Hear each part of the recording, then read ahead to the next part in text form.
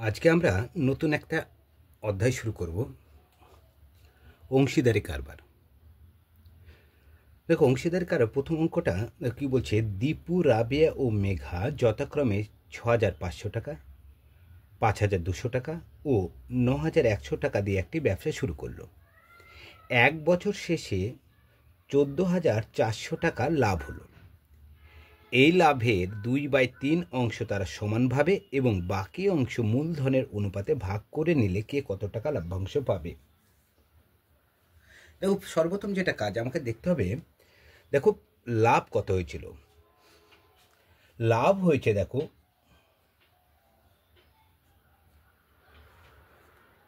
লাভ হয়েছে 14,400 টাকা। এটা বছরের শেষে লাভ হলো। এবারে এই টাকাটা কি করলো, তারা এই টাকা 14,400 টাকার 2/3 অংশ, 2/3 অংশ তারা কি করবে, সমানভাবে ভাগ করবে। 2/3 অংশ তারা কি করবে, সমানভাবে ভাগ করবে। আর বাকি টাকা মূলধন, মূলধন মানে যে যত টাকা দিয়েছিল তার উপরে হচ্ছে কি আমরা অনুপাতে আমরা ভাগ করে নেব। তাহলে দেখো, এক একজনে দুবার করে টাকা পাচ্ছে। একবার 2/3 অংশ যেটা পাবে সেটা পাবে সমানভাবে, আর মূলধনের অনুপাতে যে যেমন টাকা দিয়েছিল সেই অনুযায়ী তারা টাকা পাবে। তাহলে যদি আমরা বলি যে দীপুর মোট টাকা কত হবে, তাহলে দীপুর মোট টাকা হবে একটা সমানভাবে যে টাকাটা পাবে সেই টাকা যোগ মূলধন অনুপাতে যেটা পাবে, দুটোকে যোগ করলে দীপুর মোট টাকা হবে। একইভাবে রাবিয়ার, একইভাবে মেঘার হচ্ছে মোট টাকা হয়ে যাবে। আগে দেখতে হবে 14,400 টাকার 2/3 অংশ হচ্ছে কত টাকা হয়। তাহলে 14,400 টাকার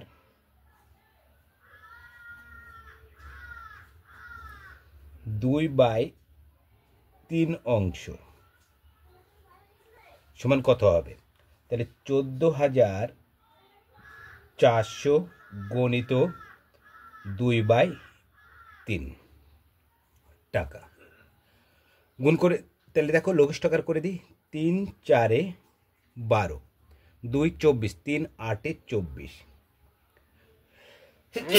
কটা শূন্য থাকছে, দুটো শূন্য। তাহলে কী হবে, 48 দুগুণে 96, ক টাকা, দুটো শূন্য। তাহলে 9,600 টাকা তারা কি করবে, তারা সমানভাবে ভাগ করে নেবে। যে ভাগটায় কি সবারই সমান থাকবে, অর্থাৎ 9,600 টাকাকে 3 দিয়ে ভাগ করে নেব, কারণ এখানে 3 জন আছে। তাহলে 3 দিয়ে যদি ভাগ করে যে টাকাটা হবে তাহলে সেটাই কি হবে, তাদের সমানভাবে টাকা। এবার বাকি টাকা কত আগে দেখে নিই। এবার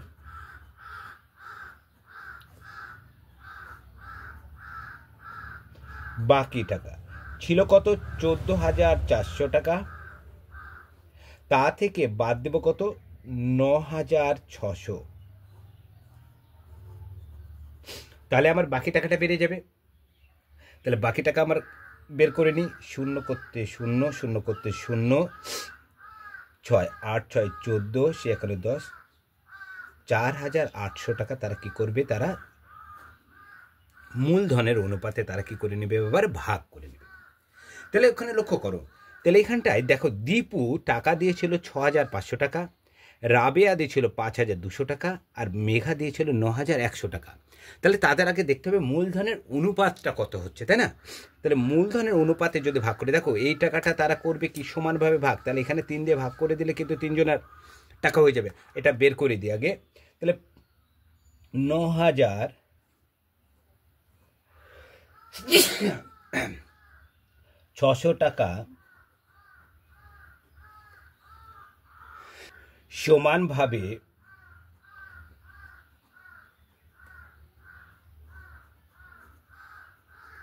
ভাগ করলে প্রত্যেকে পাবে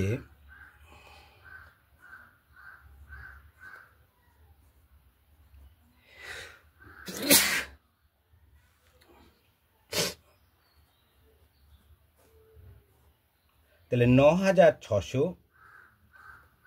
ভাগ কত, 3। তাহলে 3 জনের মধ্যে ভাগ করতে হবে, তাহলে 3 দিয়ে ভাগ করে নেব। 3 3 9, 3 2 6, 3200 টাকা করে সবাই সমানভাবে পাবে। তারা কোন টাকা থেকে, 9,600 টাকাকে তারা সমানভাবে ভাগ করে এক একজনে পাবে 3200 টাকা করে এক একজনে পাবে।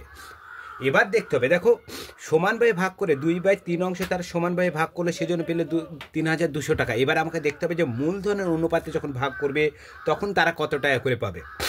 তাহলে মূলধন এবার কার কার মূলধন, দীপু, রাবেয়া ও মেঘাট তিনজনের টাকা দিচ্ছে এবং তাদের হচ্ছে মূলধনের অনুপাতটা কী হবে সেটাকে দেখে নিই। তাহলে দীপু,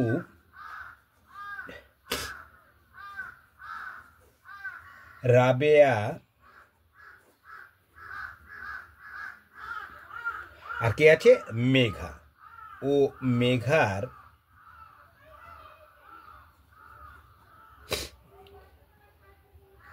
মূলধনের অনুপাত,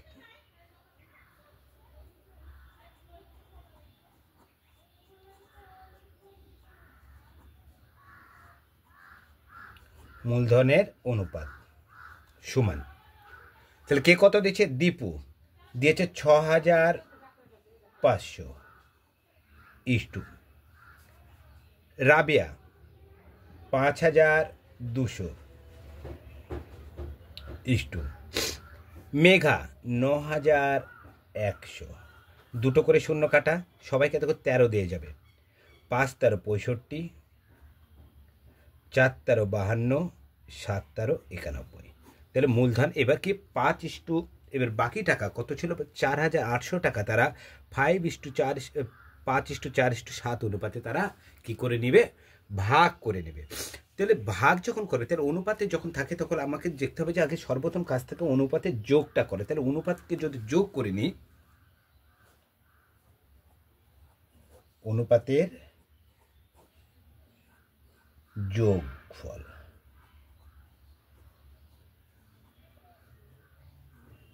কত কথা আছে, 5 যোগ 4 যোগ 7 সমান কত হচ্ছে 16। তাহলে দীপুর টাকার অংশ কত হবে, 5/16, রাবের টাকার অংশ হবে 4/16 এবং মেঘার টাকার অংশ হবে 7/16। তাহলে সর্বপ্রথম কার টাকা আছে, দীপুর টাকার অংশ 5/16।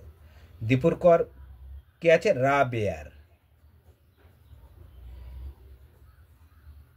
টাকার অংশ, তাহলে রাবেয়া কত 4, তাহলে 4/16। আর মেঘার টাকার অংশ হচ্ছে 7/16। তাহলে তিনজনের অংশ হিসেবে পেয়ে গেলাম। এবার টাকা ভাগ হবে কত, 4800 টাকা। এবার আমাকে দেখতে হবে 4800-র মধ্যে দীপু কত পাচ্ছে, 4800-র মধ্যে রাবেয়া কত পাচ্ছে, 4800-র মধ্যে মেঘা কত পাচ্ছে, সেটা আমাকে বের করতে হবে।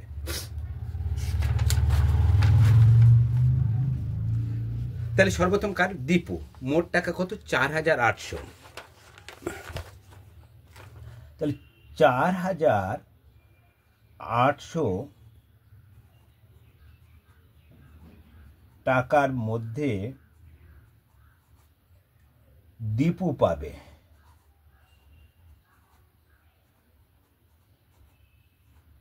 তাহলে কত পাবে, 4800 গণিত দীপুর অংশ কত দেখে না, 5/16। লঘিষ্ঠ করে দাও, 16 1 16, 3 16 48, 3 5 1500 টাকা। এটা কার হলো, দীপুর পর কে আছে, রাবিয়া। তাহলে একই লেখা হবে, 4800 টাকার মধ্যে রাবিয়া পাবে 4800 গণিত রাবিয়ার অংশ কত আছে, 4/16। 4/16 লঘিষ্ঠ আকার একটা হয়ে গেলে বাদ বাকিগুলো সবগুলো একই হবে। তাহলে 300, তাহলে 3 4 1200 টাকা। এবার কে পাবে, মেঘা। 4800 টাকার মধ্যে মেঘা পাবে একই 4800, মেঘার আছে কত, 7/16। 7/16 300, 3 7 2100 টাকা। দেখো সবার অনুপাত হিসেবে পেয়ে গেলাম এবং সমান হিসেবে কত বেশি, সমান হিসেবে যখন ভাগ হয়েছিল এক একজনে পেয়েছিল 3200 টাকা, এবং মূলধনের অনুপাতে যখন ভাগ হচ্ছে তখন দীপু পাচ্ছে 1500 টাকা, রাবেয়া পাচ্ছে 1200 টাকা এবং মেঘা পেয়েছে কত 2100 টাকা। তাহলে দেখো, তাহলে দীপুর মোট টাকা কত কত হচ্ছে, দীপু এক জায়গায় পেয়েছে কি সমানভাবে যখন ভাগ করেছে তখন 3200 টাকা পেয়েছে, আবার যখন অংশীদার মূলধনের অনুপাতে ভাগ করেছে কত 1500 টাকা পেয়েছে। তাহলে দীপুর মোট টাকা হচ্ছে কত, তাহলে দীপুর মোট টাকা বের করে নিই।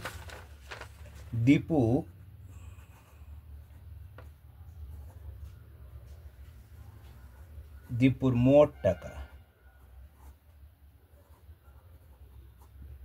ওখানে পেয়েছে কত 3200 টাকা, ওটা সবাই পেয়েছে, তার সাথে কত 1500,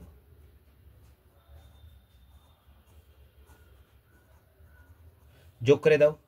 তাহলে 2 শূন্য, 5 আর 2 7, 3 আর 1 4, কত 4700 টাকা পাচ্ছে দীপু। দীপুর পর কি আছে রাবিয়া,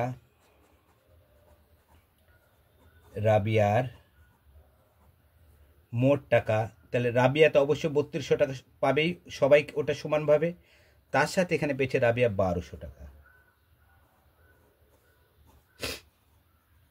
তাহলে যোগ করলে কত হবে, এই 2 শূন্য, এই 2 শূন্য, 2 2 4, 4400 টাকা। এবার কাছে মেঘা, মেঘার মোট টাকা, মেঘাও পাবে কত 3200 পাবেই, ওটা সমানভাবে ভাগ হয়েছে, তার সাথে পেয়েছে এখানে কত 2100। তাহলে মেঘার মোট টাকা হচ্ছে কত 0 0, 2 1 3, 3 আর 2 5 টাকা। তাহলে অঙ্কটা কি ছিল, বাকি মূলধন কি বলছে, কে লাভ্যাংশের কে কত টাকা করে পাবে। তাহলে মোট দেখো 3টে উত্তর আমরা পেয়ে গেলাম, এটা একসাথে একটা পেয়েছি কত, তাহলে দীপু 4700 টাকা, রাবেয়া পাচ্ছে কত 4400 টাকা এবং মেঘা পাচ্ছে 3000 কত, এই সরি 5300 টাকা। তাহলে অংশীদারি কারবার নিয়ে যখন আমরা অঙ্ক করব আগে দেখে নিতে যদি মূলধনের অনুপাতে চেয়েছে না হচ্ছে সমানভাবে চেয়েছে। যেটা মূলধনের অনুপাতে চাইবে সেটা যত টাকা দিয়ে কেউ ব্যবসা শুরু করবে সে অনুসারে সে টাকা পাবে।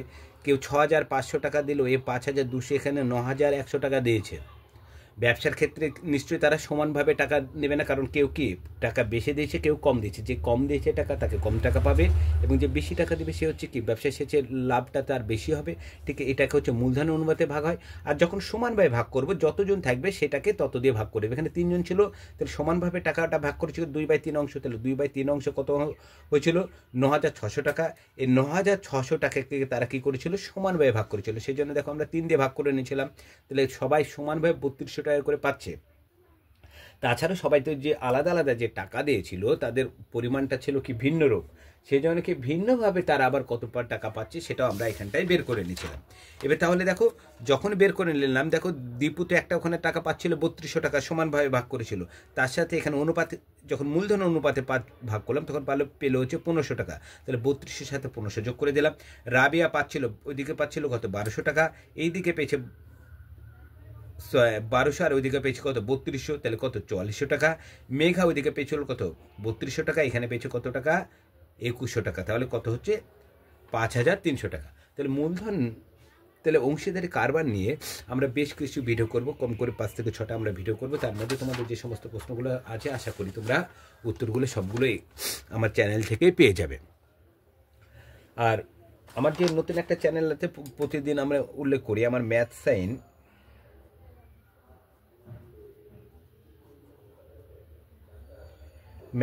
একটা চ্যানেল আছে, এখানে দুপুর 12টার সময় একটা করে শর্ট ছেড়ে থাকে বিভিন্ন কম্পিটিশন পরীক্ষার অঙ্কগুলো।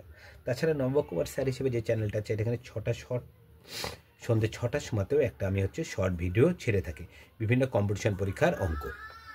এবং ম্যাথ সাইনের লিঙ্কটা তুমি পেয়ে যাবে নবকুমার স্যার হিসেবে যে চ্যানেলটা আছে তার ডেসক্রিপশন বক্সে তোমরা ম্যাথ সাইনের হচ্ছে লিঙ্কটা তোমরা পেয়ে যাবে। আর তোমাদের যদি চ্যানেলটি ভালো লেগে থাকে লাইক কমেন্ট শেয়ার ও সাবস্ক্রাইব করবে। আজ এই পর্যন্ত, পরের ভিডিওতে আমরা অংশীদারে আরেকটা অঙ্ক নিয়ে আসবো।